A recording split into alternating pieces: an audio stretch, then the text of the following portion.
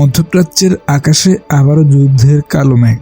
ইরানের একের পর এক অত্যাধুনিক ক্ষেপণাস্ত্রের হুমকিতে টালমাটাল হয়ে পড়েছে ইসরায়েল। বিশেষ করে তেহরান দাবি করেছে, হাইপারসনিক মিসাইল মোকাবিলায় বর্তমান প্রতিরক্ষা ব্যবস্থা নিয়ে দেখা দিয়েছে সংশয়। এই আতঙ্ক থেকেই এবার অ্যারো 4 প্রকল্প নিয়ে নড়ে চড়ে বসেছে তেল আবিব। কিন্তু কেন এই মুহূর্তে অ্যারো 4 এত গুরুত্বপূর্ণ? এটি কি পারবে ইরানের নিখুঁত হামলা ঠেকাতে? ইসরায়েলের এই নতুন প্রতিরক্ষা পরিকল্পনা এবং পর্দার আড়ালের তোড়জোড় কি করবে? বিস্তারিত থাকছে বিশেষ প্রতিবেদনে। 2026 সালের শুরু থেকেই ইরান ও ইসরায়েলের মধ্যে ছায়াযুদ্ধ এখন প্রকাশ্য সংঘাতে রূপ নিচ্ছে। ইরানের ফাতাহ 1 এবং কাসিম বশির এর মতো হাইপারসনিক ও ম্যানুভারেবল ক্ষেপণাস্ত্রগুলো ইসরায়েলের আকাশ প্রতিরক্ষা ব্যবস্থার দুর্বল ধরিয়ে দিয়েছে।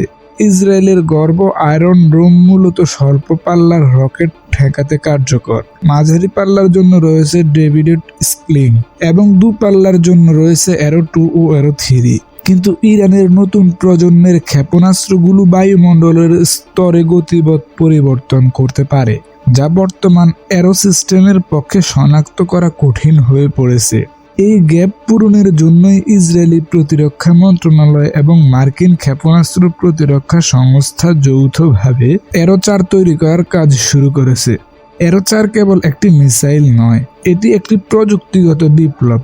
এটি এমনভাবে ডিজাইন করা হয়েছে যা বায়ুমণ্ডলের ভেতর এবং বাহিরে উভয় স্তরে কাজ করতে সক্ষম। প্রতিরক্ষা বিশেষজ্ঞদের মতে অ্যারো 4 হবে ইসরায়েলি আকাশ সীমানার চূড়ান্ত দেওয়াল। এটি এমন এক সময় আনা হচ্ছে যখন ইরান তাদের মিসাইল প্রযুক্তিতে কোয়ান্টাম লিপ বা বিশাল লাফ দিয়েছে। খবর পাওয়া যাচ্ছে 2026 সালের মাঝামাঝি সময়ে অ্যারো 4 এর বড় ধরনের পরীক্ষা চালানোর পরিকল্পনা রয়েছে ইসরায়েলের। এই পরীক্ষার সময় ইসরায়েলের বেসামরিক বিমান চলাচল সাময়িকভাবে বন্ধ রাখা হতে পারে।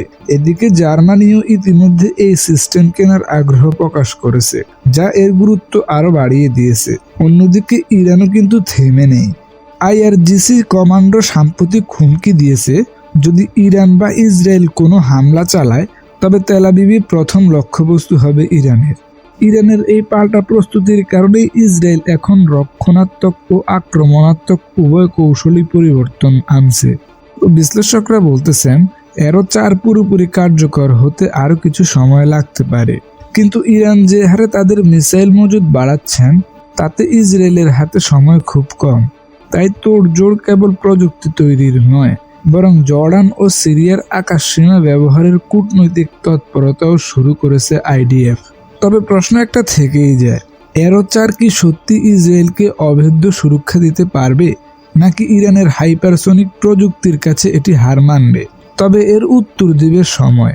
এটুকু নিশ্চিত যে মধ্যপ্রাচ্যের শক্তির এই ভারসাম্য রক্ষার লড়াইয়ে পুরো বিশ্বের অর্থনীতি ও স্থিতিশীলতাকে চ্যালেঞ্জের মুখে ফেলে দিচ্ছে।